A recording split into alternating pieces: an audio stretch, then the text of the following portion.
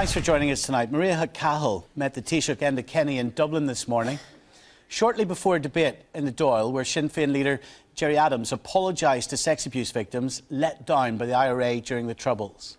Maíra Cahill went public on a BBC Spotlight programme last week, saying she was subjected to an IRA kangaroo court over her allegations of being raped by a Republican. IRA actions against sex offenders failed victims, and that is a matter of profound regret for me and other Republicans. So I'm acutely conscious that there may be victims who were let down or failed by the IRA's inability to resolve these cases. And as Uachtar on Sinn Féin, I want to apologise to those victims. Those who wish should come forward now and report their complaints to the appropriate authorities. But the Taoiseach Enda Kenny challenged Gerry to say whether alleged sex abusers had been moved to safe houses in the Republic. To clarify for people down here, whether your associates in the IRA when it was in formal session knew of people who were moved down to this jurisdiction, to so-called safe houses in this city, the so-called safe houses in other places south of here, to Donegal or to Louth, who were guilty of sexual abuse in Northern Ireland and were moved from that location because of fear of publicity. Well, earlier this evening, I spoke to Maíra Cahill. Her alleged abuser was acquitted when she withdrew her evidence. I began by asking her if she was satisfied with the response of Mr Adams and Sinn Féin. They have yet to admit that the IRA put me into a room with my alleged abuser and that that confrontation happened, and they have yet to admit that I was repeatedly questioned by the IRA into the details of my sexual abuse. And I just think that they need to admit it at this stage. I think everybody knows that it's true, and then maybe I can go back to living my life. But I do think it's important that he did apologise to those other victims out there, and I think that they will probably take comfort from that. What impact did it have on you today that he didn't specifically reference you? I'm very, very hurt. He knows it's true, and that's the most frustrating thing, I think, for me, you know, and my family. He doesn't know it's true. Well, he does, Stephen. I mean, and I have said this repeatedly. You know, I met him at his request. I met him from 2000 right through to 2006. But he disputes the facts, doesn't he? I know he? He does, Stephen, but he disputes many facts over many things throughout his life, and I think people know that Gerry clearly has trouble with some aspects of his memory. He absolutely knows this is true, and you know, as I keep saying, what do people think that we were discussing? That was the whole point of the meeting and the meetings that were arranged with him. Maria, why is it important to you that he says these words? Why is that important to you? Every time he repeatedly denies that it is true, he completely dehumanises me and invalidates me and my experiences as a person, and he's doing it very publicly. And what is happening is it's not just him now. There are other you know, high-profile Sinn Féin representatives that are doing it, and the trauma that causes. I mean, I spent most of yesterday after listening to a victim account crying you know, on my relative's kitchen table because it was so traumatic. And I think that he just needs, I mean, I know people believe me, and I've had thousands of messages now at this point from people that I don't even know, and from people within Sinn Féin who know that it did happen and who are deeply uncomfortable with the fact that their leadership are denying it. So he just needs to put the final jigsaw piece in place and say, yeah, it did happen, and I'm sorry for the fact that I've denied it all week. So you want them to say sorry? Well, he absolutely needs to tell the truth, and he needs to apologise, because it's not just me that he's hurting the wider Kaho family too, and I know that there are people who are deeply, deeply upset by that. My father, for example, confirmed at the weekend, you know, my account, and I know that he in particular is having great difficulty with the fact that Gerry has denied this, because he's seen his daughter repeatedly dragged through the media, giving interview after interview, and being, I mean, I am completely consistent because it's the truth. Let me go back to what happened in the Dáil today, because you will have heard the Taoiseach talk about the allegations of how other alleged perpetrators were moved around the country, and you say that other people have contacted you now. Mm-hmm. Have you evidence of that? Well, the evidence is in the voices of the people who are speaking, Stephen, you know, and I believe their accounts. In some cases they're very similar to mine, and actually have they met you, or what's happened? What is striking about it, Stephen, is that they're both men and women who are contacting, and they are in bits, and I can't stress that strongly enough, and it's very traumatic to listen to them because they are sitting in the house watching the way in which I have been treated, which means that they are frightened to come forward because they don't want to be given the same treatment that I have had over the last week. And I'm deeply, deeply sorry that my stuff has raked up stuff for them. I have met with victims in the past. I have spoken to them.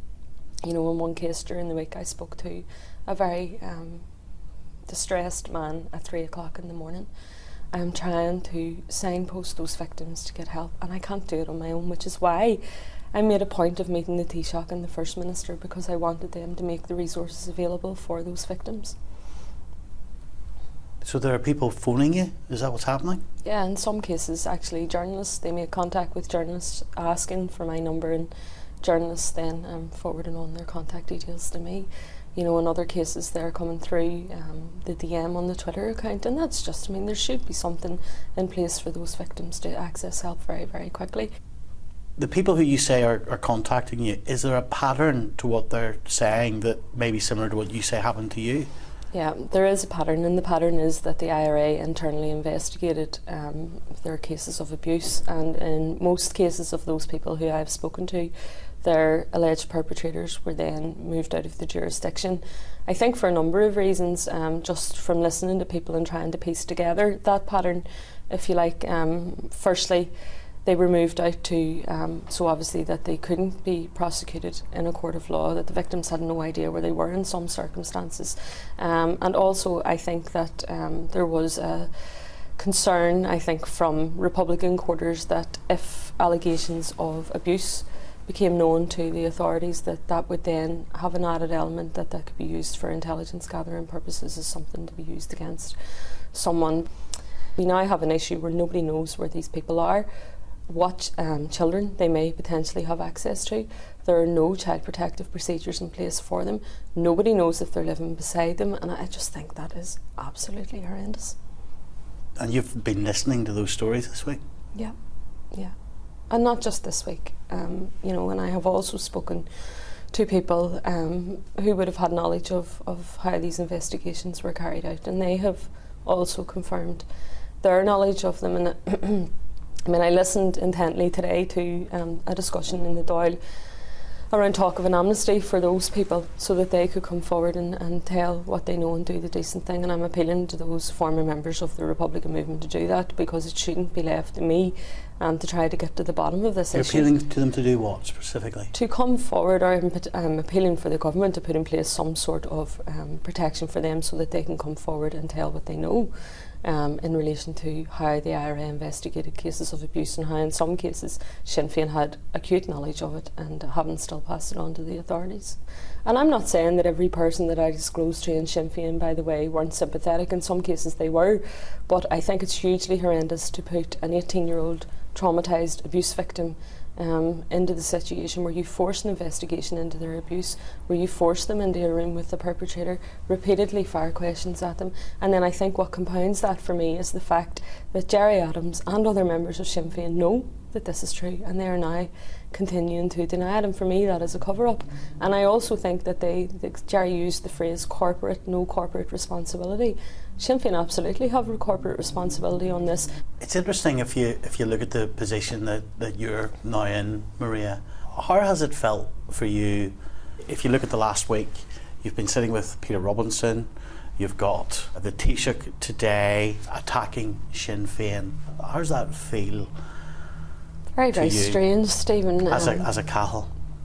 Well, I mean, I actually haven't thought about anybody's political allegiance, and I completely respect anybody's right to believe in whatever they believe. The issue for me is about child abuse, and it is about making sure that people are protected, and it is about those other victims also. This is never going to change what happened to me, Stephen. It's never going to take it away. But I think the admittance is the thing which will validate, you know, absolutely what I have been saying to be true. It is strange, Stephen, when you go, and I do welcome the opportunity. I've met every single political party on this island, including the TUV, for example, on this issue.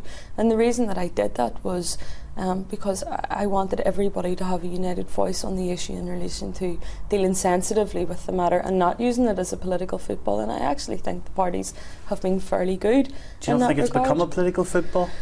I think it's slightly unavoidable, Stephen. I think if you were dealing with this detail in relation to any other political party leader, that of course it would be a political issue, and I don't see how that is avoidable. You know, I think actually what has happened is Sinn Féin have dug a hole for themselves on the issue and have made it more of a political football, and I think they're the only party that are still politicking on it, actually. You know, and for example, to meet the First Minister, who is also the leader of the DUP, is a big thing for me, because I know he's a powerful man in his own right, and that he can help those victims by helping to get the resources for them, and the Kenny the same in the south. You know, but people like Mark Durkin, who was very moved actually when I met with him, and Micheál Martin, who was like moved to the point of tears when I sat down and spoke to them. And that for me is not politics, that's dealing with people on a very human level. You come across as being strong, you come across as being tough. Have there been many tears? Yeah, you know, and I still am very emotional about it. I just think this week has been horrendous. I feel that I have been repeatedly kicked by denials and attacks in some cases. You know, for example, one Republican wrote a piece on the internet this week, and I think this is the level that this is sunk to, claiming that I enticed my alleged abuser with my virginity at the age of 16. I don't understand how people even have it within them to put their pen to paper and do things like that, and that has a huge effect on me, because what it means is that people don't actually get the issue of how traumatic abuse is and how traumatic denial of that abuse is. Has the last week been worth it? Absolutely, yes, and I would do it again. What have you achieved? I think, firstly, a recognition that this happened, and I that was not coming before the Spotlight programme. You know, Sinn Féin were not admitting, and I go back, unfounded and untrue. It's as clear as I can make it, said Pierce Doherty when he was asked whether the IRA investigated cases of abuse. We now have that admittance. So, I mean, it has moved them significantly on the issue, and that means that those victims out there have had their experiences validated. What they need to do now is validate mine. Finally, Maíra, what's your message to Gerry Adams tonight? Very simple, Stephen. He needs to tell the truth. He knows this happened, and he needs to apologise.